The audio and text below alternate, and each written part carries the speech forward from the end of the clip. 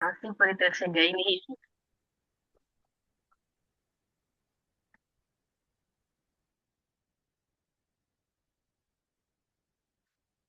नमो अरहन्ताणं नमो सिद्धाणं नमो आयर्याणं नमो उवच्छायाणं नमो लोये सवसाहुणम् ऐसो पंचनमुक्कारो सर्वपावपणासनो मङ्गलानं च सव्येसिं पढमं हवै मङ्गलम् पढमं हवै मङ्गलम् तीर्थनमो तीर्थङ्कर प्रणमो तीर्थनमो तीर्थङ्कर प्रणमो ध्याऊं आगमनाद जी तीर्थनमो तीर्थङ्कर प्रणमो ध्याऊं आगमनाद जी सतगुरु चरणों रहूं समर्पित सतगुरु चरणों रहूं समर्पित हो निर्मूल प्रमाद जी हो निर्मूल प्रमाद जी। चरम तीर्थंकर समण भगवान महावीर स्वामी को भावमय वंदन नमन। चतुर्विद तीर्थ को प्रणाम। इस लोक में मौजूद समस्त दिव्य आत्माओं समस्त भव्य आत्माओं को नमन।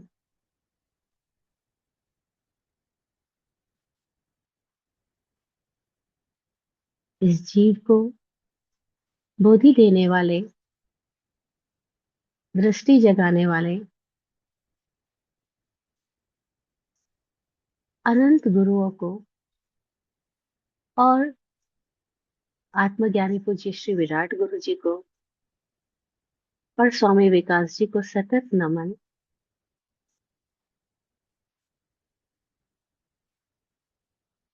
तत्वार्थाधिगम सूत्र के रचयिता वाचक उमा स्वाति जी को प्रणाम।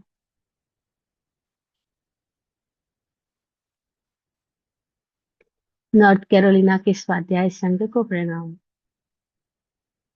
हे सिद्ध परमात्मा, आपकी कृपा से हम सबका सिद्ध स्वरूप उजागर हो उजागर हो उजागर हो। सिद्धा सिद्धिं मम दिशन्तु सिद्धा सिद्धिं मम दिशन्तु सिद्धा सिद्धिं मम दिशन्तु।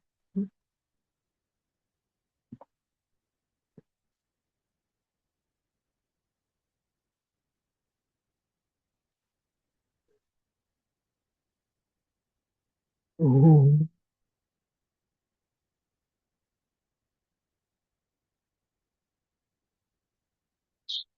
ओम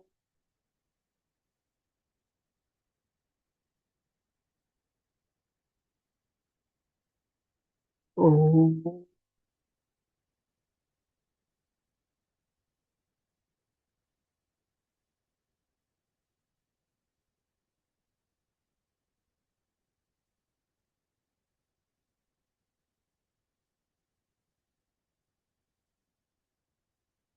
जय हो।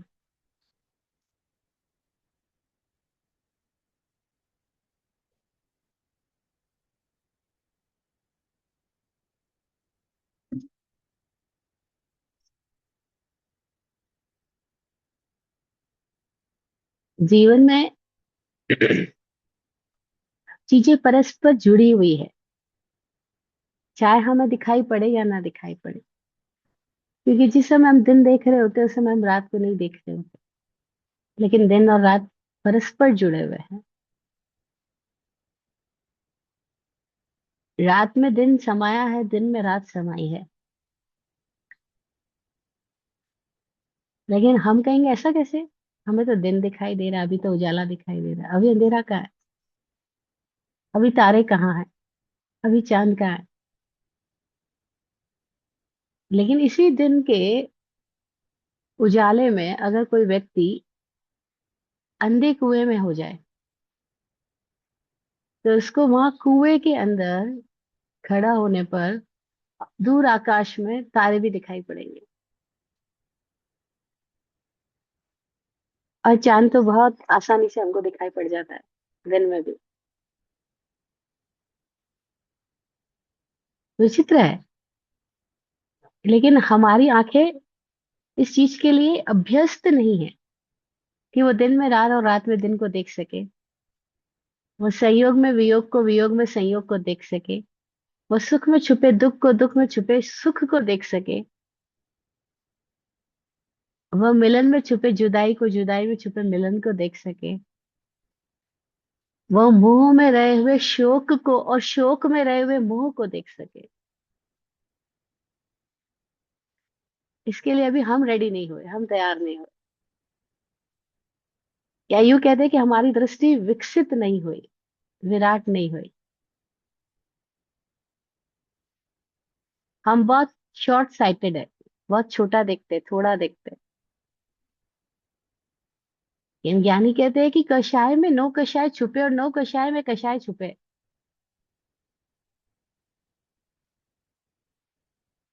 और पिछले कुछ सेशन से हम लोग नौ कषाय की चर्चा कर रहे हैं, कि जो कषाय नहीं होते हुए भी कषाय को प्राण देते हैं, ईंधन देते हैं, बल देते हैं, अंदरूनी तौर पे कषाय को पैदा करने की स्थितियां लाते हैं। और ये नौ कषाय बड़े अजीबोगरीब है, क्योंकि ये खुद कषाय नहीं है, लेकिन हमारे भीतर के भावनात्मक संवेग है, हमारे भीतर रही हुई वो चित्त वृत्तियां है जो निरंतर हमें अस्त व्यस्त कर रही है, हमें स्वस्थ नहीं होने दे रही है। और सबके चित्त की वृत्तियों का बंडल वैसे तो विचित्र है, लेकिन फिर भी कोई एक पर्टिकुलर स्थिति लिए हुए है। अगर हमें अपनी चित्त आकार समझ में आ जाए, अपनी चित्त वृत्तियां समझ आ जाए, तो हमें उससे मुक्त होने का उपाय भी समझ आ जाएगा। हमें अपने आप को समझने के लिए जब हम आंख बंद करेंगे, तो हमारा जो पहले मुलाकात होगी वो हमारे मन के जंजालों से होगी।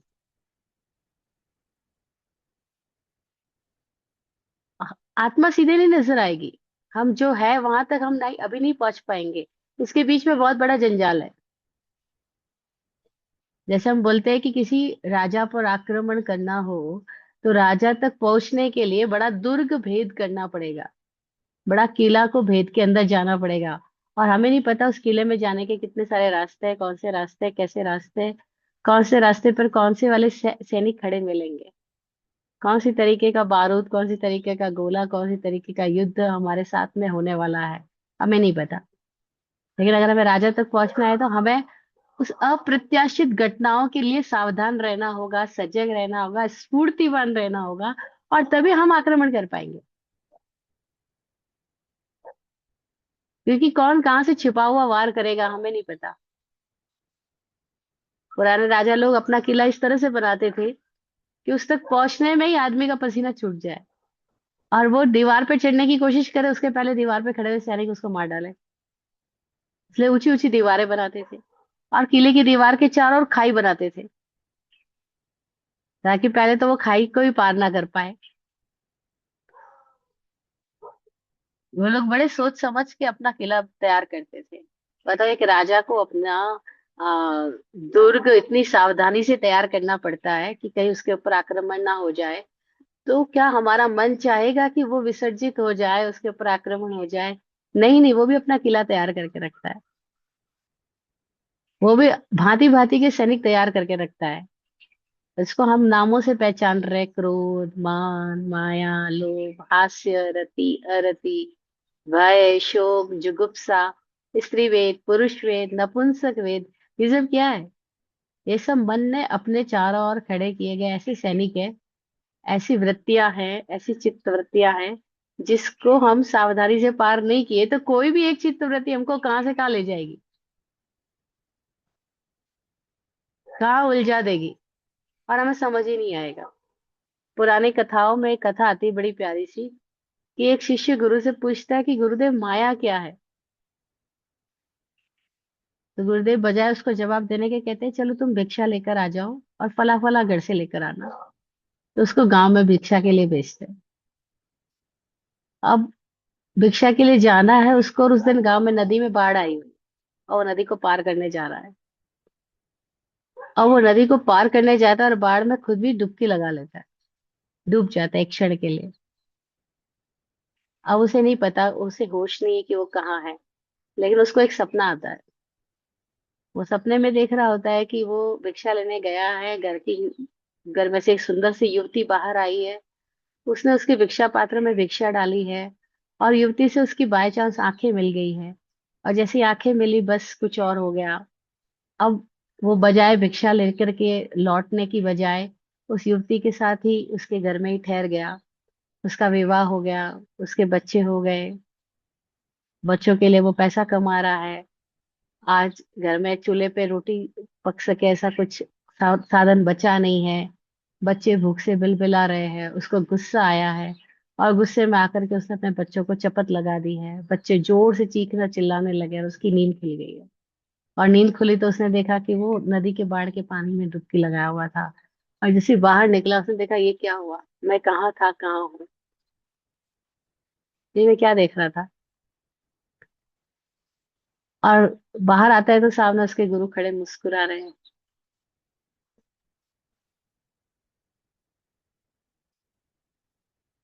उसकी आंखों से आंसू आ जाते हैं।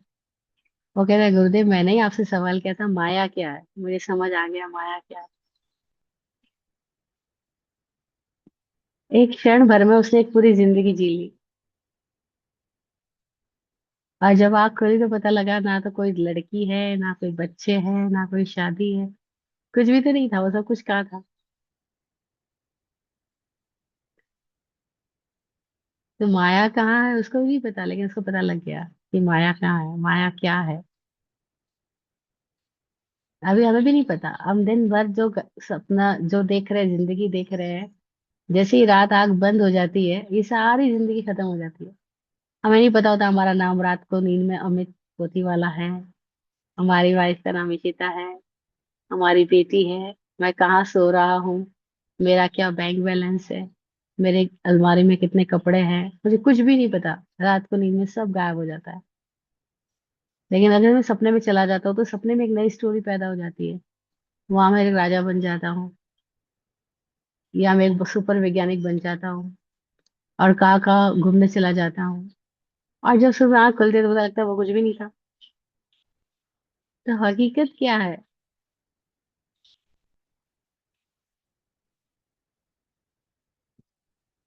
मन के थ्रू देखे तब तक कुछ भी हकीकत नहीं है।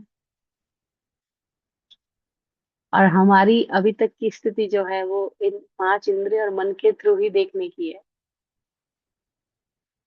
मन के सिवाय भी कुछ देखना होता है उसका हमें अभी कोई पता नहीं।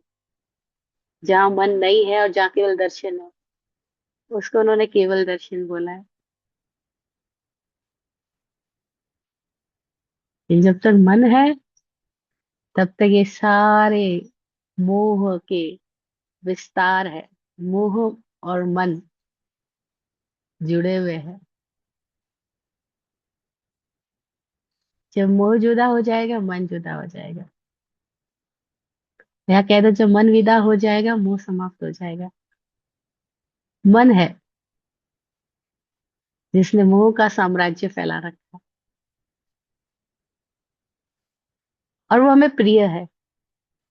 और जो प्रिय होता है उसको छोड़ना आसान नहीं होता। मुंह में कुछ कड़वा चला जाए तो तुरंत थू थू करके निकाल देंगे, लेकिन मुंह में कुछ मीठा चला जाए तो तो ख्याल ही नहीं आएगा थू थू करने का। तो निगल जाने का मन करेगा और अधिक खाने का मन करेगा। मीठा अगर एक और किसी ने खिलाया तो हम चाहेंगे दूसरा और आ जाए। एक बर्फी का पीस आए तो दूसरा और आ जाए। तो जो प्रिय है उसको कैसे छोड़ा जा सकता है? अप्रिय को तो छोड़ना के लिए फिर भी मन में कोशिश कर ले, लेकिन प्रिय को तो छोड़ा नहीं जा सकता।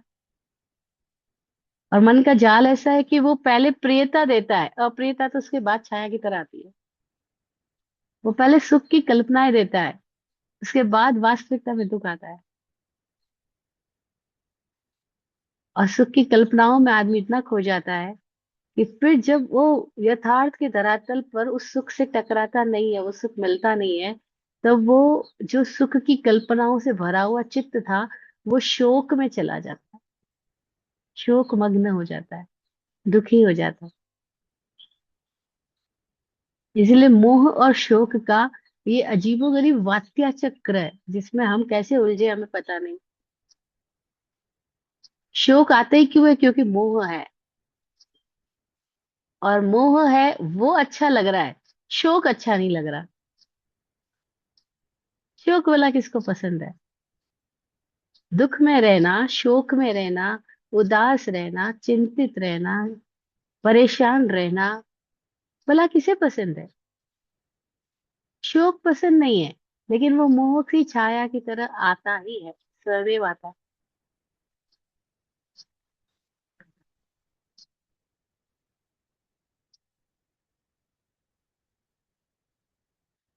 नौकशाय मौर्य में हमने जाना हास्य को, रति को, अरति को, और भय को। चार पे हम चर्चा कर चुके हैं।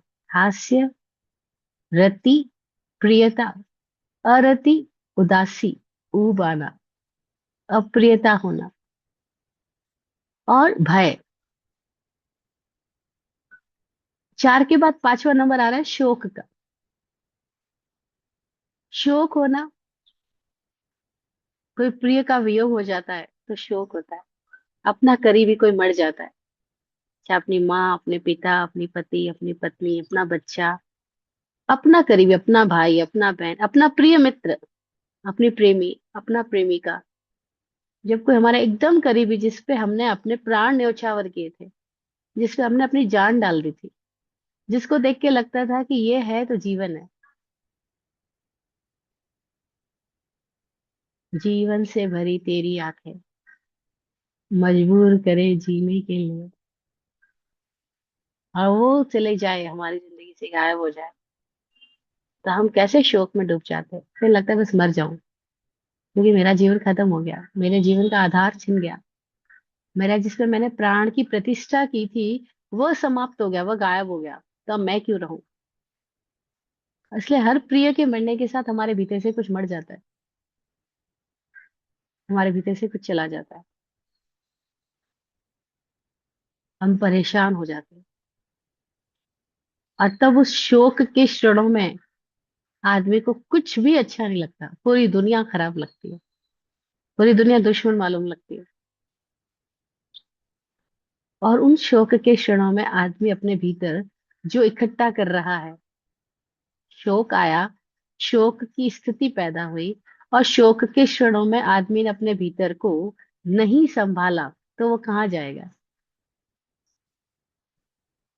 ठीक उसी क्षणों में वह अपने लिए नरक निर्मित कर लेगा।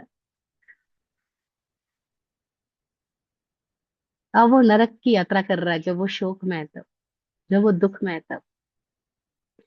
लेकिन क्या कोई शोक के क्षणों में जाग भी सकता है? सावधान होकर के शोक के पार भी जा सकता है?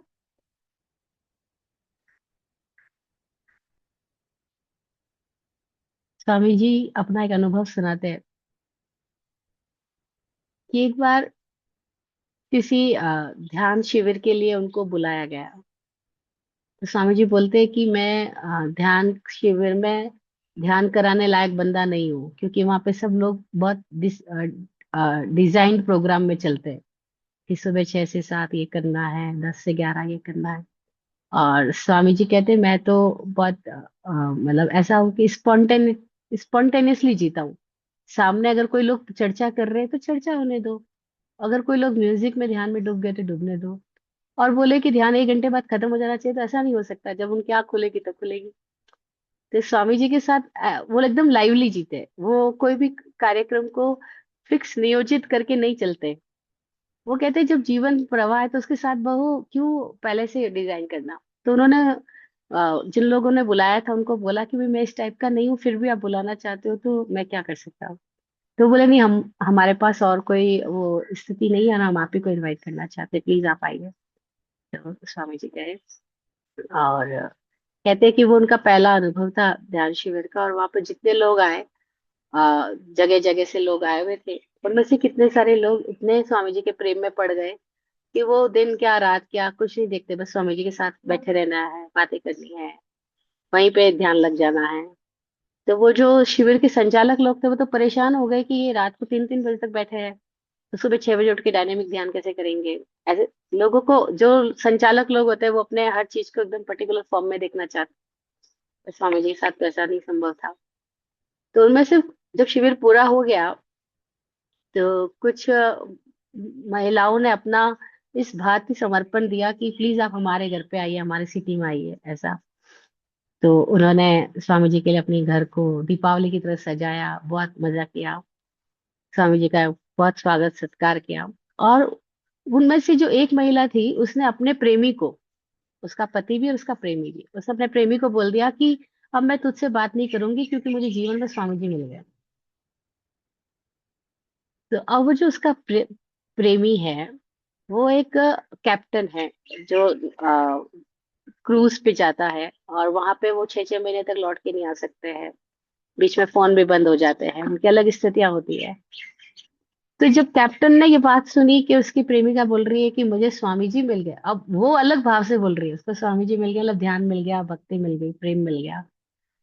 लेकिन कैप्टन को इतना बुरा लगा कि मेरी मेरी प्रेमिका किसी और को पसंद कर रही है, तो उसने इतना गुस्से में आके स्वामी जी को एक दिन आधी रात को फोन किया कि मैं आपको जान से मार डालूंगा, ये है वो है, क्योंकि आपने मेरी इस तरह से प्रेमिका को छीन लिया। तो स्वामी जी बोले, देख तू कभी आके मिल, मैं तो क्या बोल सकता हूँ, क्योंकि जो तू सोच रहा है वैसा है नहीं, लेकिन फिर भी तुझे ऐसा कुछ लगता है तो तू आके बात कर मेरे से। फिर कुछ महीने बाद वो आया। अब वो तो आकर के स्वामी जी के चरणों में रोने लग गया कि मेरी प्रेमिका चली गई, ये है वो है, मैं नहीं जी सकता उसके बिना, ऐसा वैसा। कहते हैं स्वामी जी बताते हैं वो एक्सपीरियंस कि तब हम गंगोत्री के पास जंगलों में थे, और वो जंगलों में मेरी गोदी में सिर रख के रो रहा है दिन के 2-3 बजे कि मैं अपनी प्रेमिका के बिना नहीं जी सकता, ऐसा वैसा, स्वामी जी मुझे तो कुछ चाहिए, ये वो। तो स्वामी जी बोले, देख तू यहाँ पे कुछ मांग रहा है और तेरे भीतर से इतनी गहरी मांग चल रही है, तो तुझे कोई ना कोई मिल जाएगी। तेरी प्रेमिका नहीं मिलेगी तो कोई और प्रेमिका बन जाएगी, कोई और मिल जाएगी। लेकिन एक बात समझ कि जब तू इतने सालों ध्यान करता रहा, तो आज तो तेरे पास समय आया कि तू एक छलांग लगा सके, क्योंकि मोह शोक में तब्दील हुआ है। अब भयंकर मोह है तो भयंकर शोक है। तो जब ये शोक का क्षण आया है, जंपिंग बोर्ड का टाइम आया है, अब तो जंप लगा ले। इतने सालों से तू ध्यान कर रहा है, और जब ध्यान कर रहा है तो तेरे भीतर में वो जो तीव्रता, जो इंटेंसिटी आनी चाहिए, जो 100% के पार ले जाए हमको, वो आने का क्षण आया है तेरे सामने। कि अब तेरी प्रेमिका तुझसे दूर चली गई है, देख मैं तो कुछ करता नहीं। उसको धीरे धीरे तो समझ में आ गया कि स्वामी जी अलग इस इंसान है, वो कोई रिलेशनशिप में नहीं है, वो प्रेम में है लेकिन किसी रिलेशनशिप में नहीं है। अब उसको ये बात समझ में आ गई, उसको स्वामी जी से गुस्सा तो हट गया, लेकिन उसको भीतर की जो डिमांड उठ रही है वो जबरदस्त।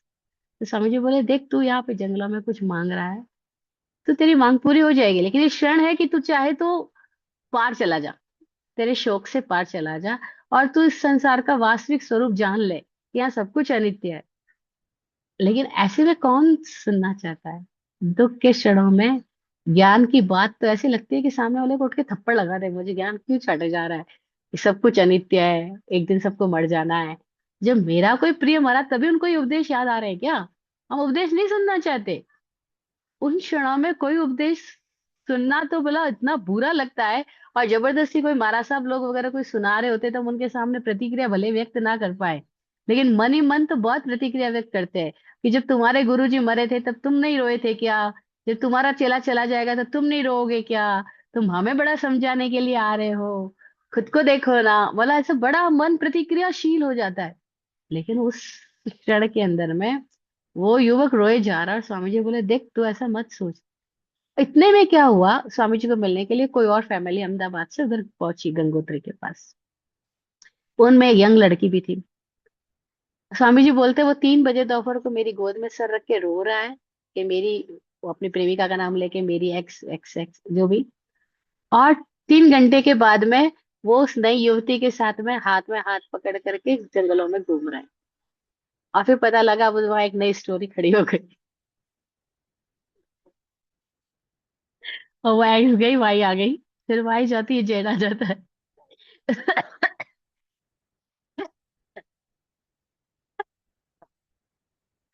मोह और शोक का चक्र। जब शोक पे होते हैं हम वापस मोह की तलाश करते हैं। हम भूल जाते हैं कि इस मोह से ही तो शोक पैदा हुआ है। मोह ही नहीं होता तो शोक ही क्यों आता? लेकिन हम ये नहीं देख पाते कि शोक के पीछे कारण मोह है। हम शोक के क्षणों में फिर से मोह ही पसंद कर रहे होते हैं। हम मोह ही चाह रहे होते हैं।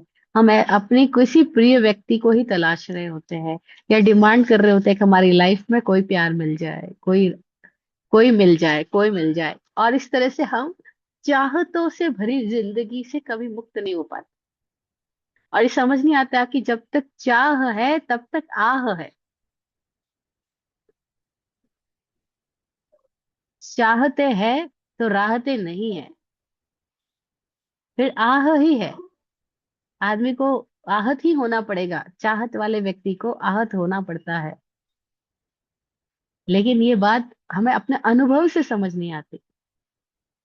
और इतना भी गजब है कि हमारी जिंदगी में ऐसे अनुभव कोई एक आध बार हुए हो, ऐसा नहीं। न जाने कितनी बार हमारी लाइफ ने एक्सपीरियंस हमको दिया है कि तुमने चाहा और तुमने कष्ट पाया, धोखा खाया।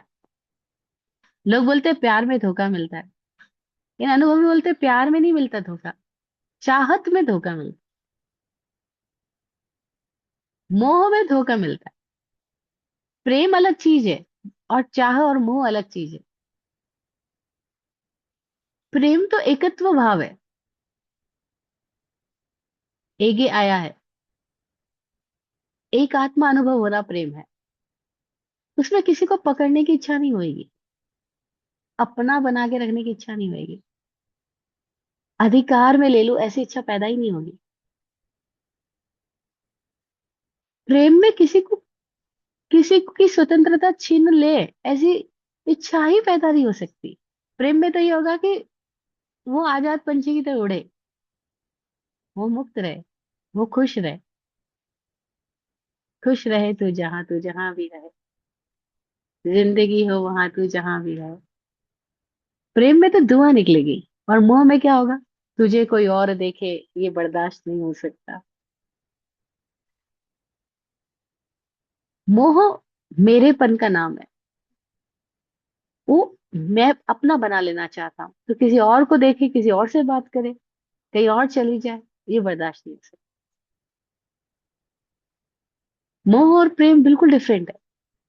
लेकिन इसके बीच में विवेक से ये अंतर समझ पाना, अनुभव कर पाना, और प्रेम को स्वीकार करना और मोह में नहीं जाना, इसके लिए बहुत मेच्योरिटी,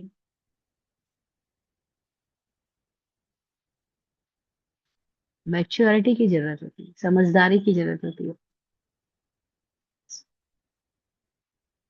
प्रेम का स्पर्श सुकून देगा, और मोह का स्पर्श वासना जगाएगा।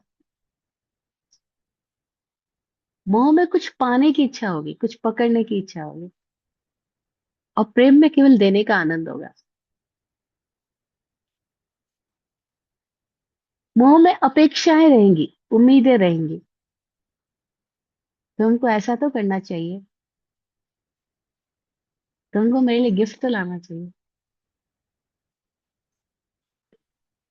तुमको मुझे याद करना चाहिए था, मुझे मैसेज करना चाहिए था, मेरा फोन रिसीव कर नहीं किया तो गुस्सा। देखो मैं देखती हूँ लड़के लड़कियों को क्षण क्षण में एक दूसरे को ब्लॉक कर देंगे। पल पल में ब्लॉक कर देंगे, पल पल में गुस्से में पता नहीं क्या क्या बोलेंगे, और थोड़ी देर के बाद में पता लगेगा कि कुछ और हो गया। कई फैमिलीज हमारे साथ कनेक्टेड है जो बहुत अपना हर दिन की कोई स्थितियां शेयर करती है। तो कल तक वो लड़की कह रही थी मैं इस लड़के से तलाक ले लूंगी, ये है वो है, संपत्ति को ऐसे बंटवारा करेंगे, ऐसा वैसा, गुस्से में सब कुछ बोले जा रही थी। और 2 महीने बाद खबर आती है कि वो प्रेग्नेंट है, उसका ये प्रोग्राम शुरू होने वाला है। अब हमें समझ नहीं आता, तुम वो में हो, एक क्षण में तुम गुस्से में हो, एक क्षण में तुम तलाक की बातें कर रहे हो, और अगले क्षण तुम प्रेग्नेंट हो के नई फैमिली बसा रहे हो। और ये ऐसा सब कुछ हर दिन, आए दिन ऐसी घटनाएं देखने को मिलती है। समझ में आता है आदमी कैसा है, उसको अपने अनुभव से सीख नहीं मिलती। वो 5 पांडवों की कहानी आती है ना, बड़ी प्यारी सी। जब पांचों वनवास में जंगल में थे, और पानी पीने की बहुत जोर से प्यास लगी द्रौपदी को, तो पानी लेने के लिए एक भाई जाता है तालाब के पास में, और यक्ष उसे सवाल करता है, और वो सवाल का जवाब नहीं दे पाता, तो उसकी वहीं पे मृत्यु हो जाती है। ऐसे करके चारों भाई गायब। तो युधिष्ठिर को लगता है कि चारों भाई एक ही दिशा में गए, पानी लेकर नहीं आए, और वापस किसी की आवाज नहीं आई, हुआ क्या। तो स्वयं युधिष्ठिर देखने के लिए जाते हैं। वह जैसे ही सरोवर से जल लेने लगते हैं कि फिर यक्ष की आवाज आती है, और यक्ष कहता है कि मेरे प्रश्न का सही जवाब मिलेगा तो ही तुम्हें पानी मिलेगा, तुम्हें जीवन दान मिलेगा, और मुझे मुक्ति मिलेगी। और अगर मेरे प्रश्न का सही जवाब नहीं मिला, तो जैसे तुम्हारे चारों भाई यहाँ गिरे पड़े, तुम भी गिर जाओगे, तुमको भी अपने प्राण यही छोड़ने पड़ेंगे। तो युधिष्ठिर धर्मराज कहा जाता है। युधिष्ठिर वो है जो अनुभव से सीख रहा है, जो किताबों से नहीं सीख रहा, अनुभव से सीख रहा है। तो यक्षराज प्रश्न करते हैं कि बताओ, इस जीवन का परम आश्चर्य क्या है।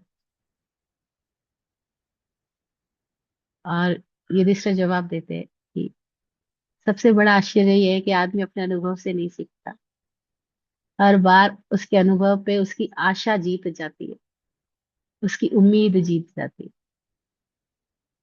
नहीं होता, हम लोग फिर नई कल्पना करने लग जाते हैं। अरे पिछले रिश्ता खराब इस वजह से हो गया क्योंकि वो लोग ही ऐसे थे, फिर इस बार अच्छा होएगा, क्योंकि इस बार मैं भी समझ गया हूँ, और सामने वाले लोग भी बहुत अलग है, बहुत अलग है, समझदार है। लेकिन फिर पता लगता है हर 2 4 महीने बाद में सेम स्टोरी, वहां भी झगड़े हो रहे थे, यहाँ भी झगड़े हो रहे थे। क्योंकि आदमी हर बार सुख की कल्पना करता है, और वो भूल जाता है कि यथार्थ में दुख ही मिल रहा है।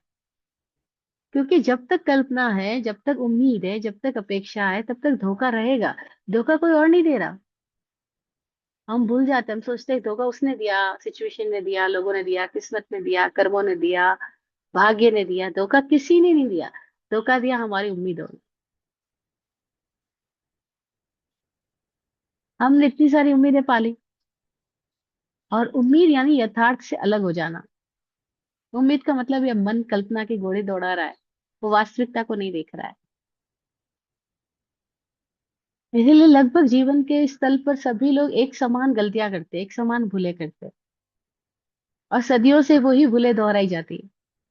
इसीलिए लोग बोलते हैं ना, हिस्ट्री रिपीट्स इटसेल्फ। क्यों बोलते हैं हिस्ट्री क्यों रिपीट हो रही है? क्योंकि लोग मन के ही तल पे जी रहे हैं, उसके पार गए नहीं है। और जब तक मन के तल पे जिया जा रहा है, तब तक ये बात यथार्थ है कि हिस्ट्री रिपीट्स, हिस्ट्री रिपीट होएगी, हर बार सेम गोले होएगी। फिर मन के पार कोई दर्शन है, कोई लोक है, कोई जीवन है, इसका हमें जरा भी अनुभव नहीं अभी। हमारे लिए जो कुछ है वो मन है, मन के मार्फत ही हो रहा है हमारी सारी जिंदगी। और जब तक मन के मार्फत है, तब तक कषाय और नौकषाय का वात्या चक्र, दुष्चक्र चालू ही रहने वाला है। और बड़ी मजेदार बात यह कि इन एक एक सेना से लड़ने का कोई उपाय नहीं है, क्योंकि ये सैनिक कहाँ कहाँ से छुपे हुए हैं, कैसे कैसे बाहर निकलेंगे, कौन कौन से आरुद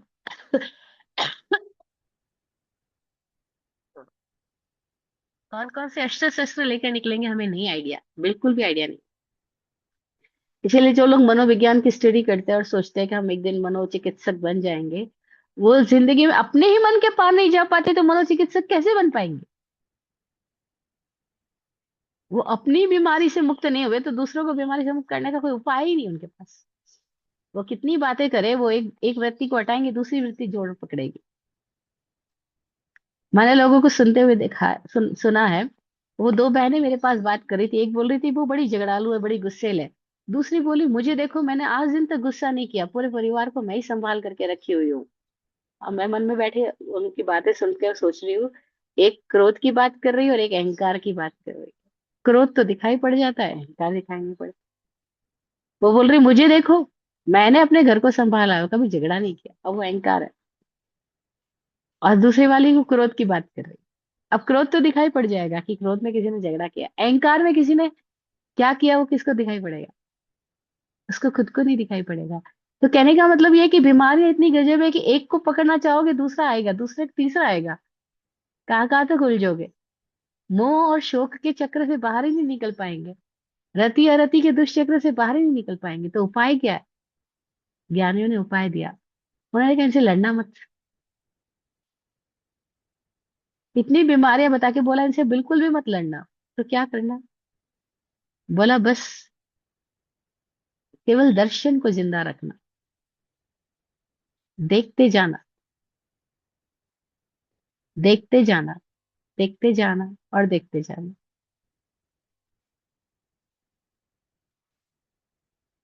देखते जाओगे तो इससे बाहर निकल जाओगे। लेकिन तुमने सोचा कि तुम शौक से लड़ने जाओगे, फंस जाओगे। भय से लड़ने जाओगे, फंस जाओगे। भय से नहीं लड़ा जाएगा, शौक से नहीं लड़ा जाएगा, क्रोध से नहीं लड़ा जाएगा। कोई भी बीमारी, काम है, सेक्स, इससे लड़ा नहीं जाएगा। क्या करना होगा? बस देखना सीखना होगा।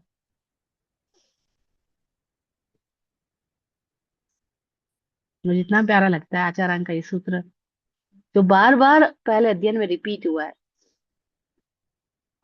सूत्र बहुत छोटा सा है, तत्थ तत्थ पुढ़ो पास। तत्थ तत्थ पुढ़ो पास। बस सामने देख।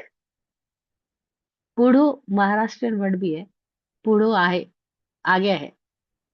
पुढ़ो यानी सामने, आगे। बस आगे देखता जा। पास, पास यानी देखना। और तथ्य तथ्य तथ्य तथ्य, इसका एक अर्थ तथ्य तथ्य भी है, दूसरा तथ्य यानी यहाँ यहाँ, यहाँ सामने देख। अथवा तथ्य तथ्य सामने देख, केवल फैक्ट को सामने देखता जा। तो शौक से, स्वामी जी ने उस लड़के को बोला, उस युवक को बोला, तुम इस शौक से अभी पार हो सकते हो। देखो इतने साल से तुम ध्यान साधना कर रहे हो, ये मौका आया, ये परीक्षा की घड़ी आई, ये जंपिंग बोर्ड आया, अभी तुम पार जा सकते हो। इसी घटना को ध्यान में ले जाओ, इसी घटना से तुम ध्यान में चले जाओ।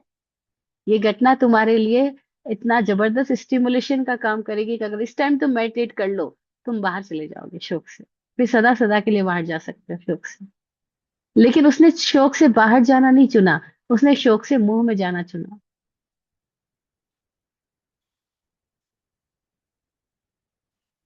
और अब जब वो मुंह में चला गया और वो किसी और लड़की के साथ गलबैया कर रहा है, जब उसकी पुरानी गर्लफ्रेंड को पता लगा कि अब उसको कोई और लड़की स्वामी जी के वहां पे मिल गई है, अब उसको इतना गुस्सा आया कि ऐसा कैसे हो गया। उसका पोजीशन छूटा थोड़ी था। अब फिर एक नई स्टोरी उनके घर में खड़ी हो गई। और स्वामी जी कहते हैं कि वो तो मुझे नहीं पता कहाँ गए, क्योंकि जब जब कोई एक दूसरे के प्यार में होता है तो कोई स्वामी जी को याद नहीं करते। जब उनके बीच झगड़े हो जाएंगे तब स्वामी जी को फोन करके बोलेंगे। स्वामी जी कहते हैं मुझे तो पता है मेरे पास फोन कब आना है या लोग कब आना है।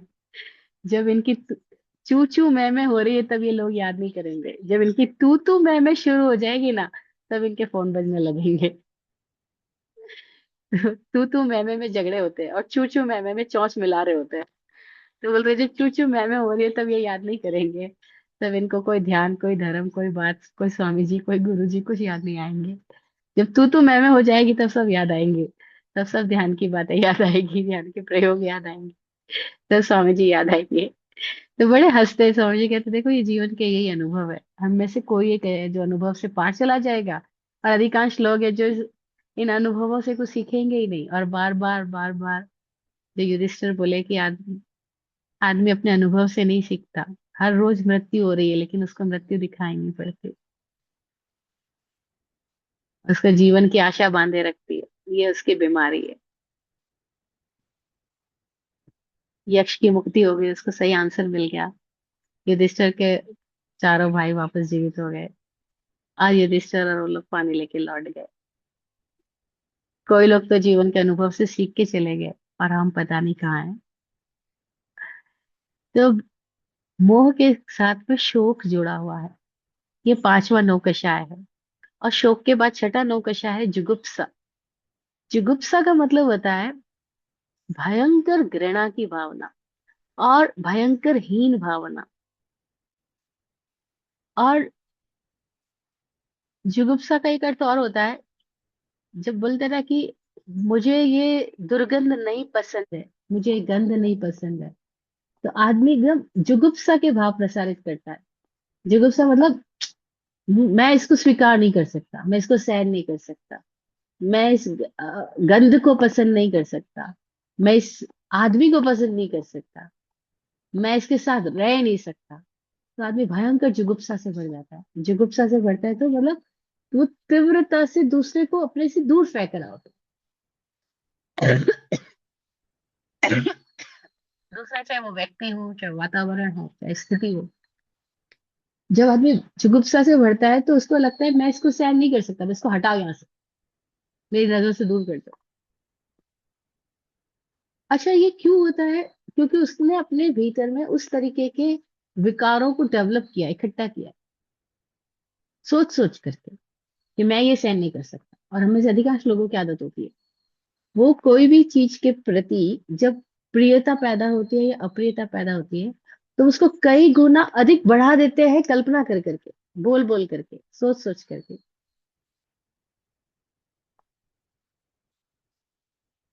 दादा भगवान का एक एग्जाम्पल याद आ रहा है मेरे को। जैसे दादा भगवान के पास एक युवक आया, और वो बोलने लगा कि मुझे तो आलू बहुत पसंद है, आलू नहीं हो तो मुझे खाना ही नहीं समझ आएगा, मुझे खाना मतलब मेरे लिए आलू, आलू नहीं है तो वो खाना खाना ही नहीं मेरे लिए। तो दादा भगवान बोले कि देख, तू आलू खा, लेकिन ऐसा बोल तो मत, ऐसा सोच तो मत।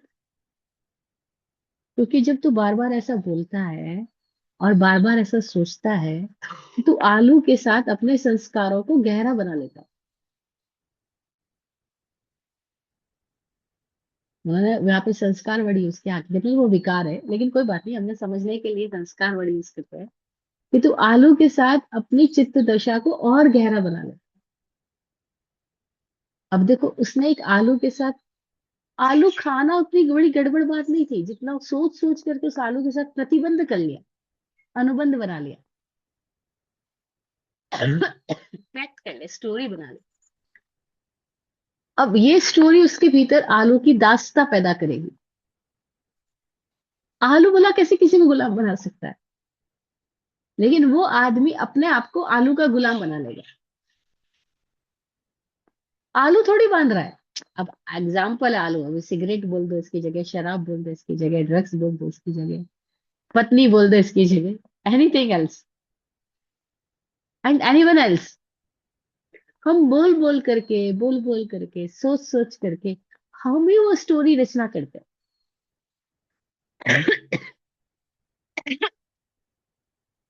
हमें माइंड में बार बार ऐसे गाने रिपीट किए जाते हैं, जिन गानों से हमारे भीतर गहरे संस्कार हो जाते हैं कि मैं उसके बिना जी नहीं सकता। तो ज्ञानी लोग बोलते हैं कि वो वस्तु या व्यक्ति नहीं बांध रहा है, हम उसके प्रति अपनी चित्त की वृत्तियों को जोड़ जोड़ करके, जोड़ जोड़ करके कितने अपने आप को ही वहां से बांध देते हैं। जुगुप्सा में क्या होता है, वो बोलता है मैं इसको स्वीकार नहीं कर सकता, सहन नहीं कर सकता, गुस्सा आ रहा है मुझे, मुझे वो आदमी दिखना ही नहीं चाहिए, वो दिख गया तो मैं उसको जान से मार डालूंगा। ये क्यों आ रहा है? क्योंकि वो व्यक्ति अपने भीतर में उसने बहुत बार ऐसी बातें सोच ली, बोल ली। और क्या है, कई लोगों के अंदर जुगुप्सा बड़े अलग अलग तरीकों से काम करती है। जुगुप्सा इतना अजीबोगरीब विचित्र बीमारी है, ये मानसिक बीमारी है, ये इतनी अजीबोगरीब तरीके से काम करती है। कई लोग अपने ही शरीर के अंगों के प्रति जुगुप्सा से भर जाते हैं।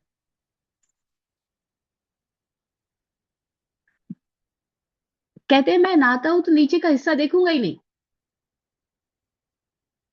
क्योंकि उससे मुझे बहुत घृणा है।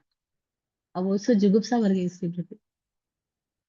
मतलब अपने ही शरीर के कोई एक अंगों के प्रति लोगों के भीतर में अलग ही तरह की ग्रंथि पैदा कर लेते हैं अपने ही मन में। बड़े विचित्र स्थितियां। और तरह तरह की बीमारियां, ये जुगुप्सा जिसको हम ओसीडी बोलते हैं, और बहुत सारी बीमारियों के नाम साइकोलॉजी देती है, वो जुगुप्सा के अंदर आती है। आदमी भयंकर हीन भावना से भर जाता है, और कई बार वो कहता है कि मुझे कोई प्यार ही नहीं करता, मुझे जीना ही नहीं। और ये भी जुगुप्सा है। खुद के प्रति घृणा, मुझे जीना ही नहीं क्योंकि मुझे कोई प्यार करता ही नहीं, मुझे कोई चाहता ही नहीं, मैं इस जिंदगी में फालतू आ गया। जब चाहिए नहीं था मम्मी पापा को, तभी मुझे पता है क्यों धरती पे ले आए। ये उनकी मिस्टेक का मुआवजा मैं पूरी जिंदगी क्यों भरूं। अब तरह तरह के डायलॉग्स, अब देखो ये यंग लोग जो बोल रहे होते हैं ना, इतना हंसी भी आएगी और विचित्रता भी लगेगी, और थोड़ा वो संवेदना भी आएगी, करे कैसे स्थिति में है। वो जीवन को देख ही नहीं पाते, जीवन क्या है हमें पता ही नहीं, जीवन क्या है। हमें तो यही पता है कुछ इच्छाओं और इच्छाओं की पूर्ति ना होने का जोड़ का नाम जीवन है। वो नहीं, वो बोलते हैं शायरी में कि उम्र दराज मांग कर लाए थे 4 दिन, दो आरज़ू में कट गए, दो इंतजार में। ये 4 दिन की जिंदगी मांग करके लाए थे, दो तो उम्मीद में ही कट गई, आरज़ू में, इच्छा करते करते ही कट गई, और दो इंतजार में कि कभी तो इच्छा पूरी होगी। तो जुगुप्सा वाला व्यक्ति कई बार भयंकर हीन भावना से भरा हुआ होता है, और वो भयंकर हीन भावना स्व पीड़क बना देती है उसको, आत्म पीड़क बना देती है। और फिर जो स्व पीड़क बनता है वो पर पीड़क भी बन जाता है किसी किसी क्षणों के अंदर में, भयंकर रूप से। तो ये जो मैसोचिस्ट और सैडिस्ट वाली स्थितियां मेंटल में पैदा होती है, ये सब जुगुप्सा की स्थिति है। ये भयंकर मोह का ही परिणाम है। ये सब मोहनीय कर्म की संतानें हैं जिसकी हम बातें कर रहे हैं। और मोहनीय कर्म वो राजा है, और उसने अपने दुर्ग में इतनी सारी संतानें पैदा कर रखी है कि उसके किले में कोई प्रवेश ना करे, और करे तो किस तरह से वो सदा हथियार से तैयार रहता है, तैनात रहता है। तो जुगुप्सा की वृत्ति में इंसान, कई कई लोगों को मैंने देखा है पूरी पूरी जिंदगी वो उदास ही है, दुखी ही है, और पूरी पूरी जिंदगी अपने भीतर में घृणा ही इकट्ठी करते चले जाते हैं। उनके लिए सब चीजों से बस घृणा ही पैदा होती है। इवन देन अगर वो किसी मूर्ति को देखे, तो मूर्ति को देख के भी उनके भीतर में अलग ही कल्पनाएं पैदा होती है। वो उन मूर्तियों के साथ में भी कई राग कर रहे होते हैं, कई द्वेष कर रहे होते हैं। मैंने एक महिला की स्टोरी सुनी, वो बता रही थी कि वो मंदिर में जाती है, घर वाले रोज बोलते हैं कि ससुराल में मंदिर में जाना जरूरी है उसके लिए। तो जब वो मंदिर में जाती है, उसको मंदिर में भगवान नहीं दिखाई देते, उसको मंदिर में खाली सेक्स की मूर्तियां ही दिखाई देती है।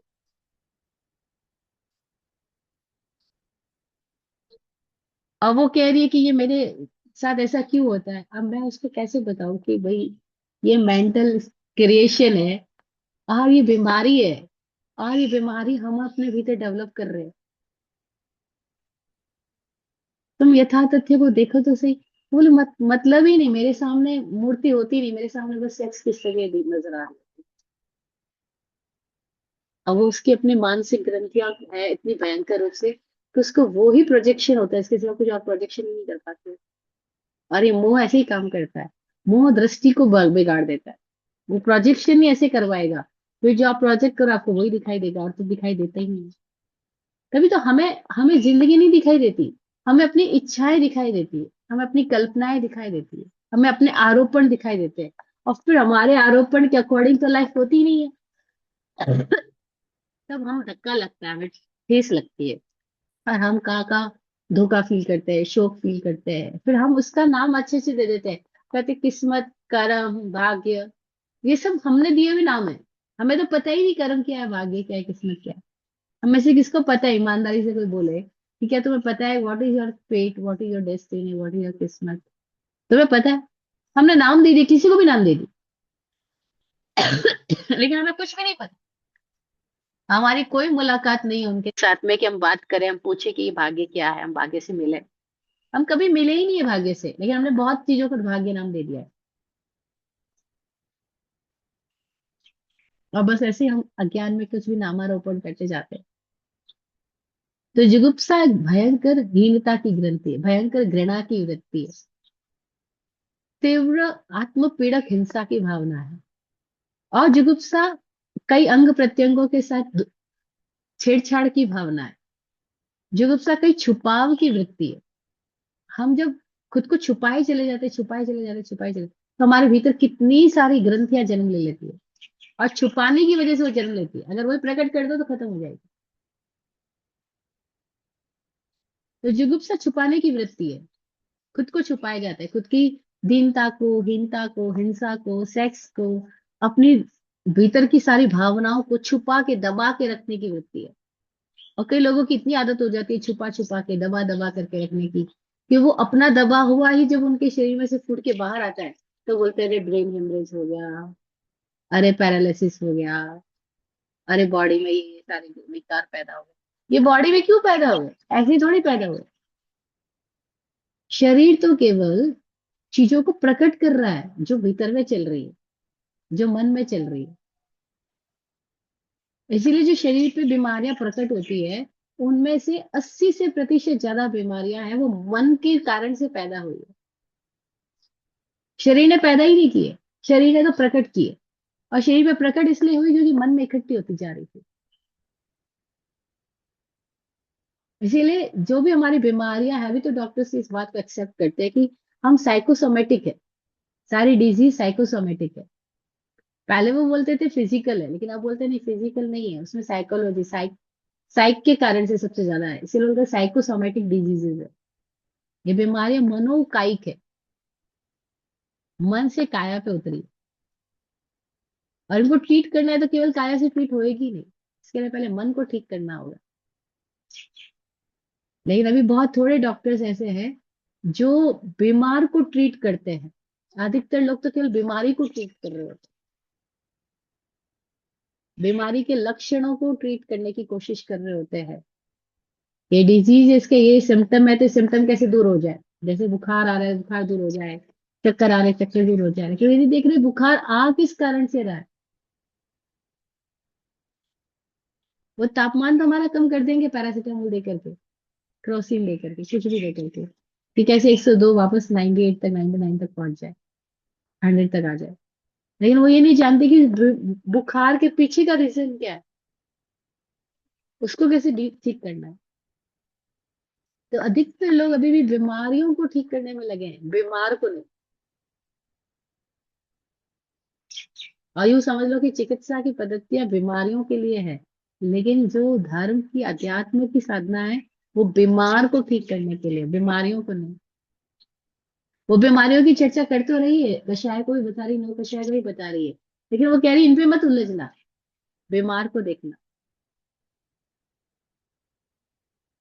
रोग, रोगों के लक्षणों का उपचार मत करना, रोगी का उपचार करना। और रोगी क्या है उसको समझना, रोग कहाँ खड़ा है। हम सूत्रों की भाषा में तो एक वर्ड में तुरंत बोल देंगे कि मुंह में है, मिथ्यात्व में है, लेकिन प्रैक्टिकल काम, रोग वही खड़ा है जहां हमने इसको जीवन समझा जो जीवन है नहीं, और जो जीवन की धारा जहां से आ रही है उसको हमने देखा ही नहीं कभी। बाहर प्रकट होने वाली स्थितियों को, दृश्यों पे हमारा ध्यान उलझा हुआ है, लेकिन इन दृश्यों का जो दृष्टा है उस पर कभी हमारी दृष्टि गई नहीं।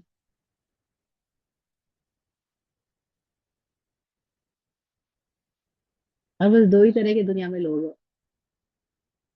अधिकांश लोग वो है जो दृश्यों में उलझे हुए हैं, चाहे वो खुली आंख के दृश्य हो, चाहे वो बंद आंख के दृश्य हो, चाहे वो मानसिक कल्पना के दृश्य हो, चाहे वो वास्तविक धरातल के दृश्य हो।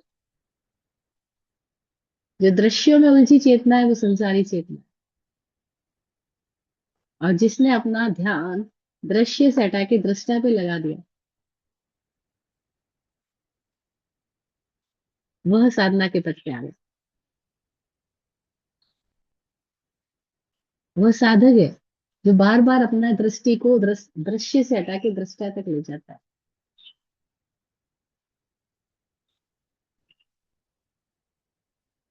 और जिसका ध्यान दृष्टा पे टिक जाता है उसके भीतर साक्षी जन्म लेता है। अब ये सारी चित्त की वृत्तियां उसको कुछ भी छेड़छाड़ नहीं कर सकती, क्योंकि अब वो खुद राजा हो गया। लेकिन जब तक वो साक्षी का जन्म नहीं होता, तब तक हम बार बार मनोविकारों के पीछे से चले जाते हैं। तो जुगुप्सा बड़ा भयंकर है। ये जुगुप्सा से पीड़ित लोग, इस बीमारी से, जुगुप्सा की बीमारी से पीड़ित लोग कई बार जो बाल शोषण, यौन शोषण के शिकार देखे जाते हैं, वो इस टाइप के लोग होते हैं। और इनका इलाज करना हो तो इनको बहुत उत्तम वातावरण, एकदम अच्छा संग मिले।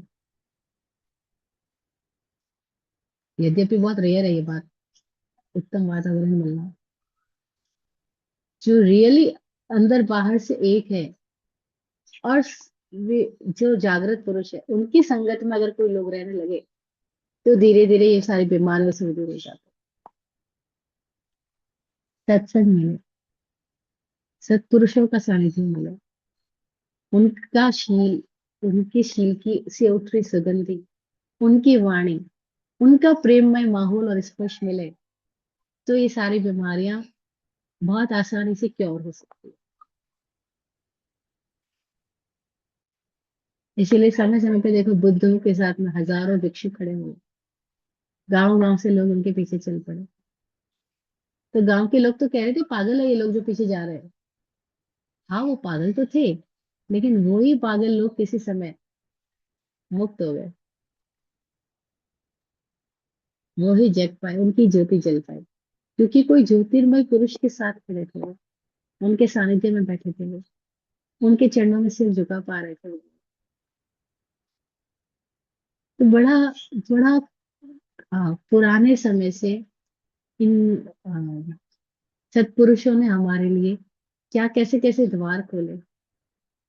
उन्होंने कहा था तुम और कुछ भी ना कर सको, 5 मिनट के लिए भी सत्पुरुष के साथ में आपका सानिध्य हो गया, आप उनके चरणों में सिर झुका पाए, इतने में ही आपकी चीजें बदल जाएगी। और बदलती है, देखा है मैंने लोगों। तो जुगुप्सा भयंकर दुर्ग्रंथियों से ग्रंथित व्यक्ति की मनोदशा है। भय, शोक, जुगुप्सा, इन तीन की बात हम कर चुके हैं। अब आगे 3 शब्द और आ रहे हैं। लगता है उसकी चर्चा हमें नेक्स्ट सेशन में करनी चाहिए, क्योंकि अदरवाइज वो एक नया चैप्टर खुलने वाला है। स्त्री वेद, पुरुष वेद और नपुंसक वेद। अब इन तीनों शब्दों की चर्चा हम नेक्स्ट सेशन में करते हैं। शॉर्ट में करने में जाने की बजाय हम आराम से इसकी बात करेंगे।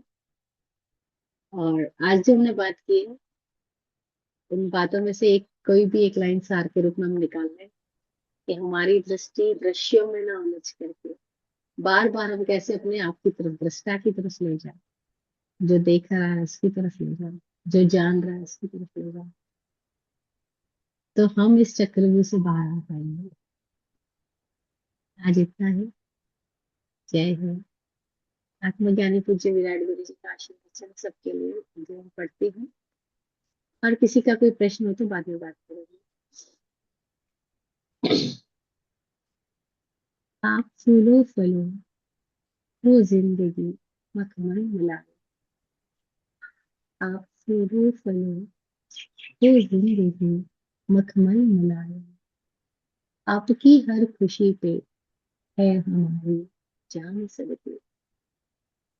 दुआ करते हैं चुपचाप दिल की थाप से हम। दुआ करते हैं चुपचाप दिल की थाप से हम। रहे जाते नवाजे हर घड़ी अरमान सबके। अमन और चैन से गुजरे आपका वक्त साथ। अमन और चैन से गुजरे आपका वक्त सारा। रुख पे खिलती रहो यूं रूह की मुस्कान खिले। रुख पे खिलती रहो यूं रूह की मुस्कान खिले। जय हो, जय हो, जय हो। सबका प्रिय